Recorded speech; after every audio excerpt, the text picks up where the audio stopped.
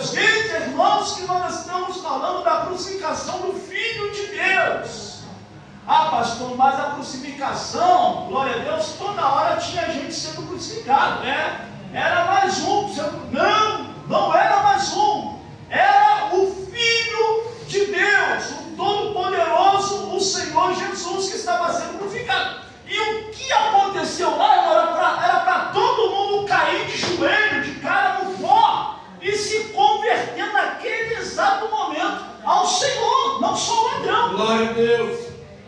Irmãos, nenhuma crucificação aconteceu isso. Os soldados crucificavam, morria, tirava de lá, alguns ficavam lá porque não tinham família, as aves comiam, glória a Deus, louvado seja o nome do Senhor, jogava lá no Geena, glória a Deus. Mas o que acontece, irmãos? Não acontecia nada, não havia nada, mas na crucificação de Cristo, muita coisa aconteceu, foi diferente. Mas mesmo assim você vê a dureza de coração daquelas pessoas. Então ele foi crucificado às 9 da manhã. De 9 da manhã, o que aconteceu? Ele foi até meio-dia, a 6ª hora. Quando chegou meio-dia, começou a acontecer algumas coisas. Por exemplo, Marcos capítulo 15, versículo 33. Chegada a hora 6ª, houve trevas sobre toda a terra até a hora 9ª. Quando chegou de 9 da manhã até meio-dia, passa 3 horas. Quando passa 3 horas, aleluia, começa então a acontecer alguns fenômenos, como nunca tinha acontecido em crucificação alguma. 3 horas de treva sobre toda aquela terra, da hora 6ª, de meio-dia, até a hora 9ª, ou seja, até as 3 horas da tarde. 3 horas de trevas. Já podia falar, opa, está acontecendo alguma coisa aqui, calma aí.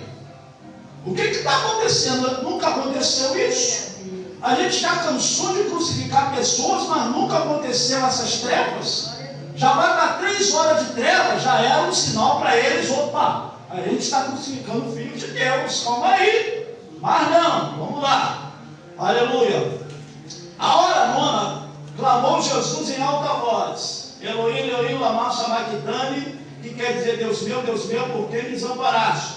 Alguns dos que ali estavam ouvindo isso diziam: vede, chama por Elias. E um deles correu a embeber uma esponja em vinagre, e pondo-a na ponta de um caniço, deu-lhe de beber, dizendo: deixa, vejamos se Elias vem tirá-lo. Mas Jesus, dando um grande brado, expirou. Outra coisa que aconteceu: o véu do santuário rasgou-se em 2 partes, de alto a baixo. Eu vou falar sobre isso aqui, o véu do templo.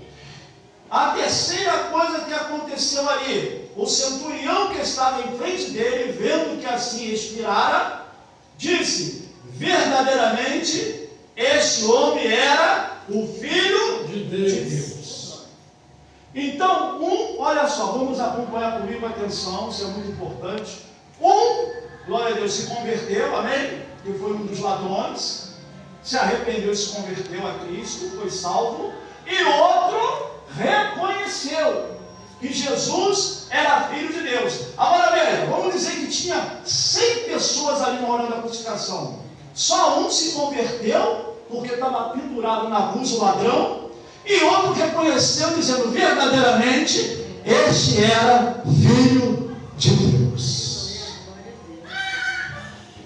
Irmãos, quando você lê isso aqui, você começa a entender, irmãos, que o coração do homem, ele continua o mesmo até o dia de hoje. Está se preocupado, irmãos, com tanta coisa, mas não se preocupa com a salvação da sua alma.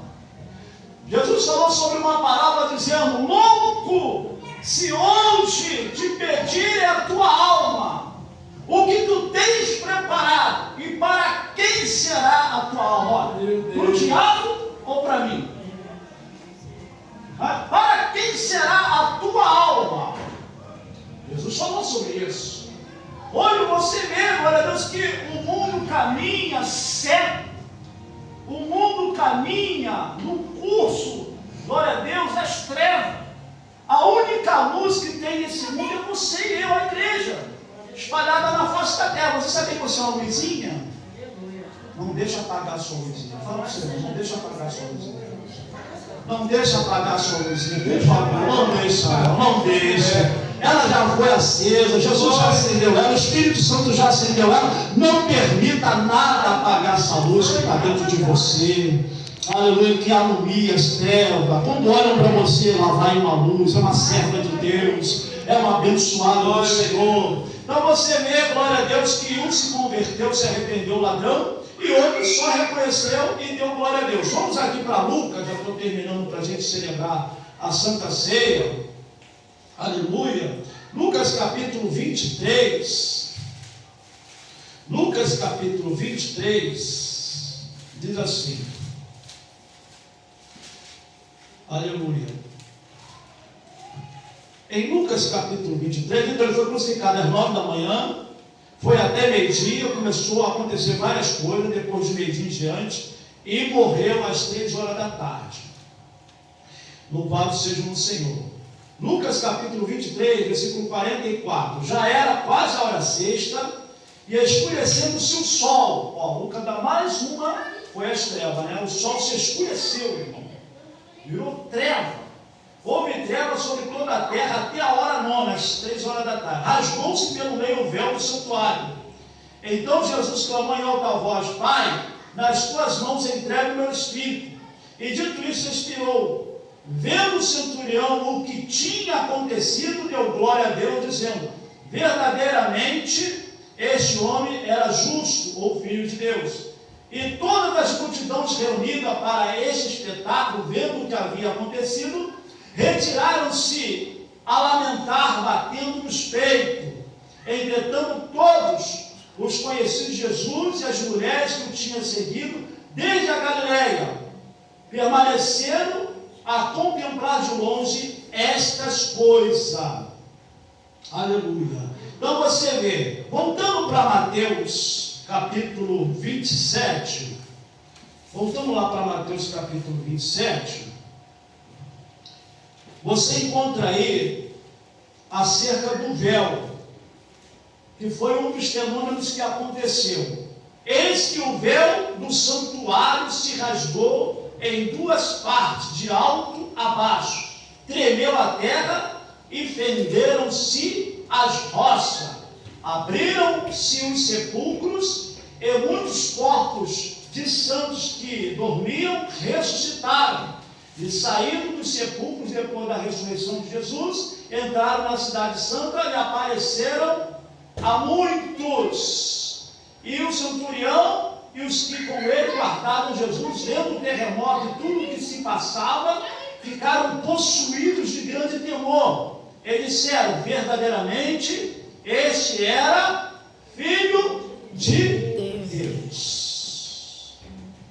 Irmão, só o terremoto que houve lá, as rochas rolando naquele morro, não era um morro muito alto, mas era um morro. Só isso, irmão, se eu estou lá, eu já caio de joelho e caio prostrado, falando: Jesus, tem misericórdia de mim. Porque, irmãos, eles estavam cansados. Eu quero repetir isso aqui para você sair daqui com esse entendimento. Eles estavam cansados de crucificar pessoas naquele lugar. Mas no dia que crucificaram Jesus, irmãos, mudou tudo. Eles viram coisa que nunca viram.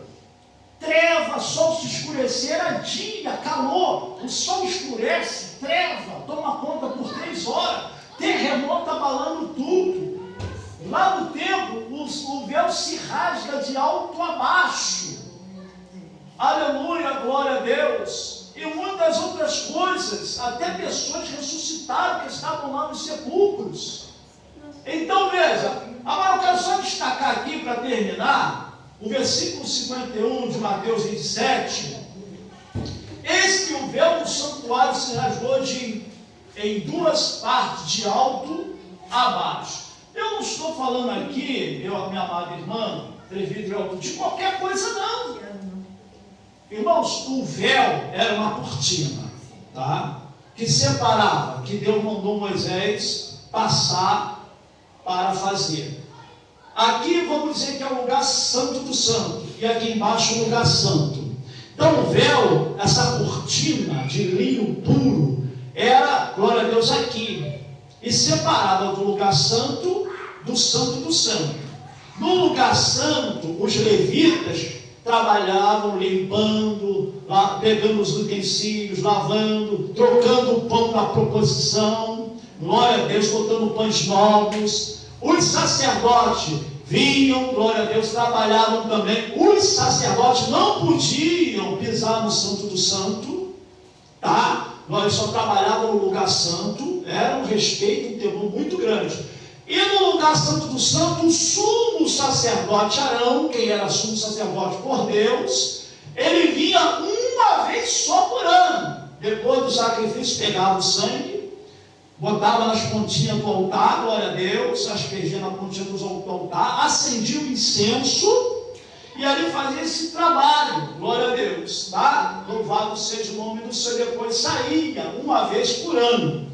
Esse véu, irmãos, era uma coisa extraordinária.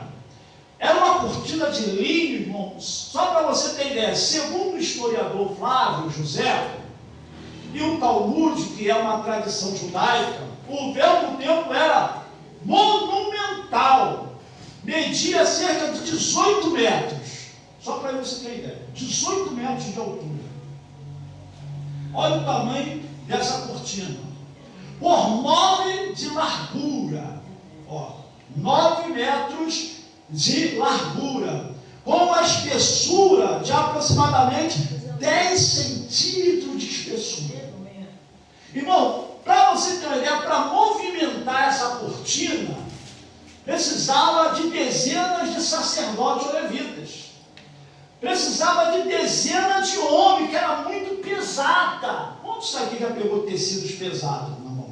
Esse tecido é pesado, glória a Deus. Era uma cortina muito, mas muito bem trabalhada, a costura era bem trabalhada, ela era toda, glória a Deus, em cores de púrpura, carmesim, azul. Era uma coisa extraordinária, irmãos, era uma maravilha, glória a Deus, sabe, uma coisa muito linda de se ver, e também monumental, era uma coisa gigantesca.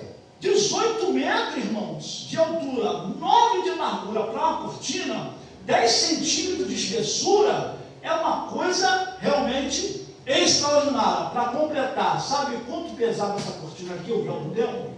500